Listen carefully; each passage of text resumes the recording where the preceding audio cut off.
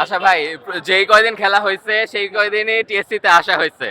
তো প্রতিদিনই আর্জেন্টিনার জার্সি পরে আসতাম। এই জার্সিটা কিনা হয়েছিল ফার্স্ট ম্যাচ ব্রাজিলের সাথে মরক্কোর ছিল। তো সেই দিন ব্রাজিলকে ইয়ে করার জন্যই মরক্কোর জার্সি কিনছিলাম। তো কেনার পর আর পরা হয়নি। তো ভাবলাম যে আজকে ফাইনাল ম্যাচ, তো সবাই যেহেতু আর্জেন্টিনা পড়তেছে, একটু ডিফারেন্সের জন্য এই মরক্কোর জার্সিটা পরে আসছি, এই আর কি।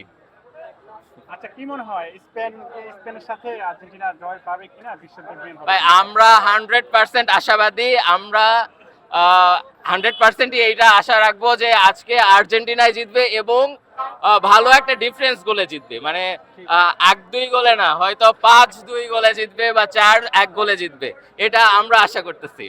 আর একটি ম্যাচ, একটি জয়, একটি স্বপ্ন, একটি তারা।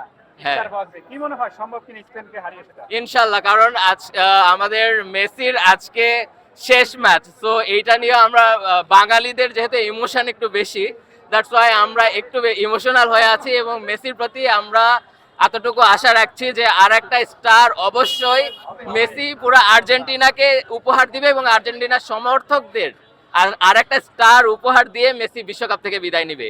এটা প্রত্যেকটা আর্জেন্টিনা ফ্যানের আশা মেসির প্রতি।